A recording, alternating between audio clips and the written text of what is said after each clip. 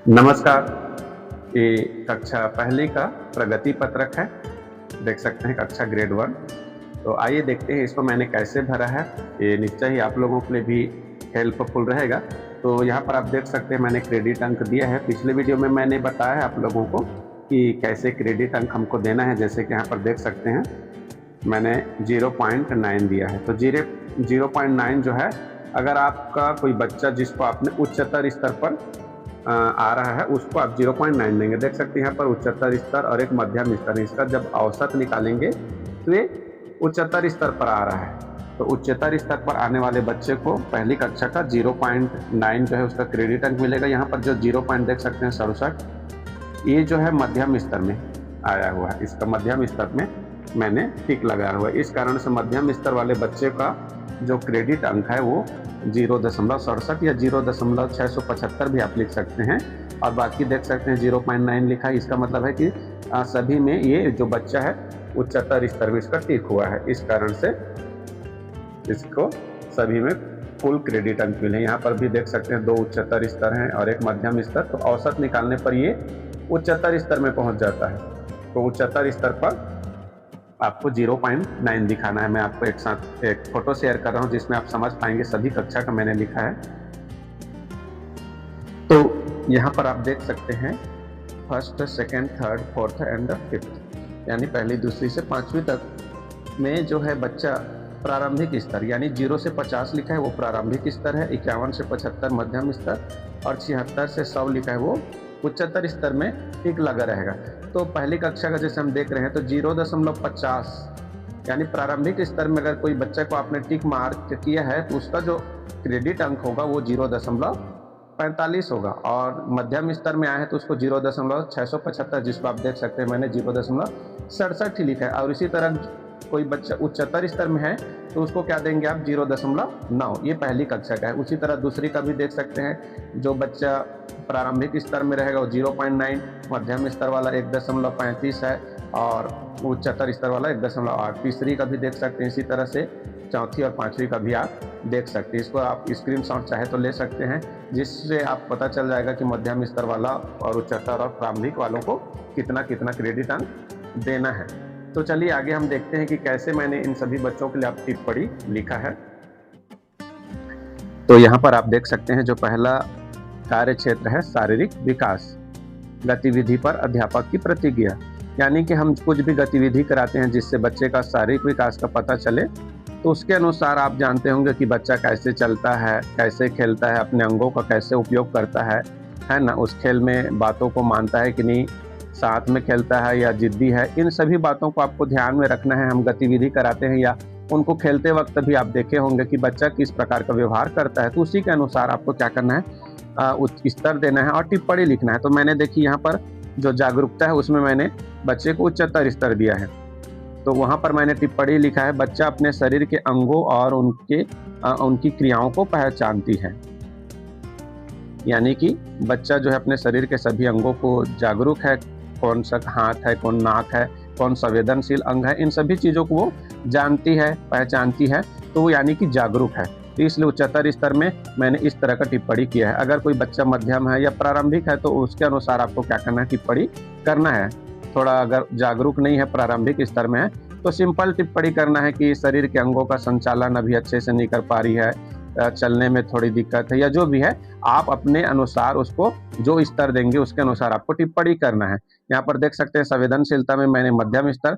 तो खेल एवं गतिविधियों में निर्देशों का पालन करती है ना, संवेदनशील है कि नहीं, बच्चा कहना मानती है कि नहीं या मानता है कि नहीं, जिद्दी है, दूसरों का हेल्पफुल करता है कि नहीं या झगड़ा करता है, दूसरों को धक्का दे देता है। इन सभी बातों को ध्यान में रखते हुए क्या करना है, आपको टिप्पणी करना है। तो जो बच्चे अच्छे संवेदनशील हैं वो क्या करते हैं, मिलजुल कर खेलते हैं और सहयोग करते हैं, सहयोग की भावना रहती है, दोस्ती की भावना रहती है। उसी तरह रचनात्मकता में आप देख सकते हैं नई गतिविधियों, खेलों में रुचि दिखाती है। इस तरह से मैंने टिप्पणी किया है। और उसके बाद यहाँ पर गोला लगाना है ना। यहाँ पर बच्चा स्व आकलन और सहपाठी आकलन में, इसको भी मैंने पिछले वीडियो में बताया, तो इसमें हम टाइम वेस्ट नहीं करेंगे। आप अपने देखकर जिसमें भी आपको लगता है सही उसको गोला लगा देना है। और समग्र टिप्पणी भी आप देख सकते हैं, शारीरिक गतिविधियों में भाग लेता है, आत्मविश्वास एवं रचनात्मकता का परिचय देता है। यहाँ पर मैं लड़के के जैसे कमेंट कर लिया हूँ, लेकिन उसको आपको लिंग का ध्यान देना है।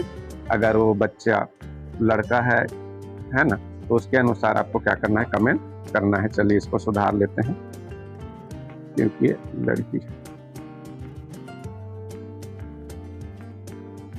तो इस तरह से आप देख सकते हैं सामाजिक भावनात्मक विकास का भी मैंने मध्यम स्तर दिया हुआ है। बच्चे में सामाजिकता में किस प्रकार का उसका व्यवहार है, समाज में रहते हैं तो समझ के अनुसार मैंने मध्यम स्तर दिया है और उसके लिए इस तरह से टिप्पणी किया हुआ है। इसका मैं आप लोगों को अब समग्र टिप्पणी भी देख सकते हैं, और इसका एक मैं फोटो खींच के रखा है, उसको मैं आपको शो कर दे रहा हूँ ताकि आप चाहें तो उसका स्क्रीनशॉट ले सकते हैं। तो देख सकते हैं यहाँ पर शारीरिक विकास और सामाजिक भावनात्मक विकास दोनों का दिख रहा है। तो इसको आप स्क्रीनशॉट ले लीजिए। हालांकि इसे आप अपने बस सहयोग के लिए उपयोग कीजिए, बाकी आप अपने हिसाब से अपने बच्चों का स्तर आप सभी अच्छे से जानते हैं, उसके अनुसार टिप्पणी कीजिएगा।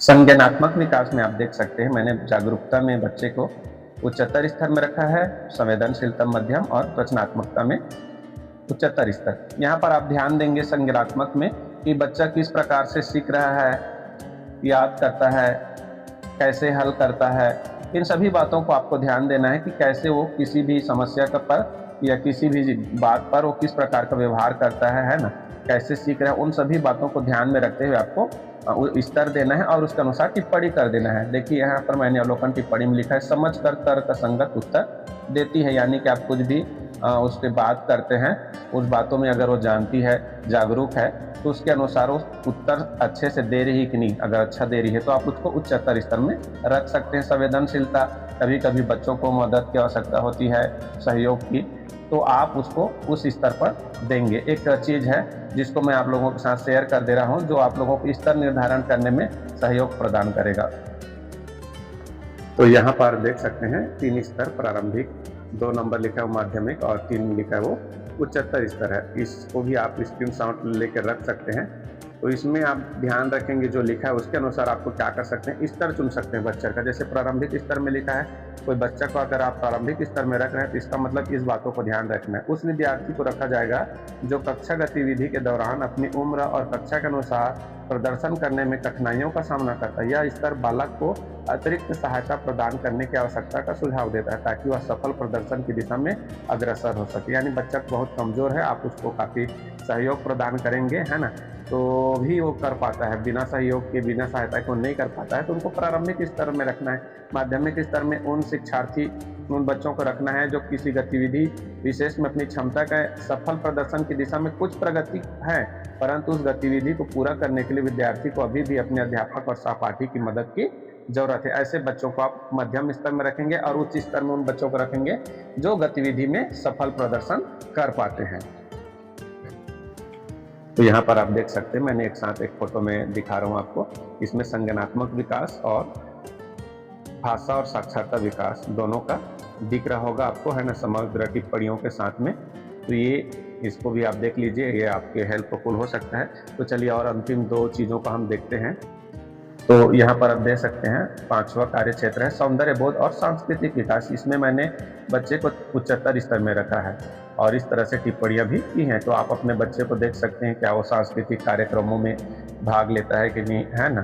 तो इन सब चीज़ों को ध्यान में रखते हुए आप उसके अनुसार टिप्पणी करेंगे। अगर मध्यम स्तर में है या कोई भाग नहीं लेता है, थोड़ा वो करने पर ही भाग लेता है, तो उनको प्रारंभिक स्तर पर रख सकते हैं और उसके अनुसार आपको क्या करना है, टिप्पणी करना है। और इसी तरह से नीचे हम देख सकते हैं सकारात्मक सीखने की आदतें।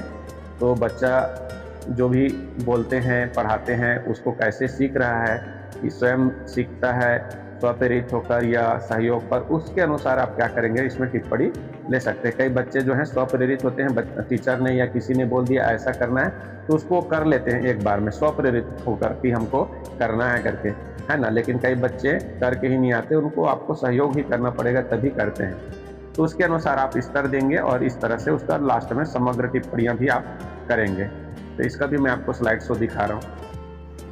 तो इसका भी फोटो आप देख सकते हैं, सौंदर्य बोध, सांस्कृतिक विकास और सकारात्मक सीखने की आदत। इसमें दोनों पेज हैं।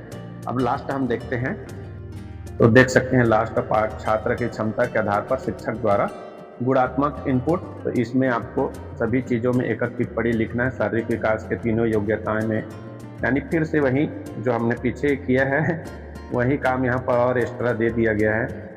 क्यों इतना लंबा बनाया गया है मुझे नहीं पता, लेकिन अब हमको तो लिखना ही पड़ेगा। तो इसको आप देख सकते हैं, मैं इसको एक साथ फ़ोटो में आपको दिखा रहा हूँ।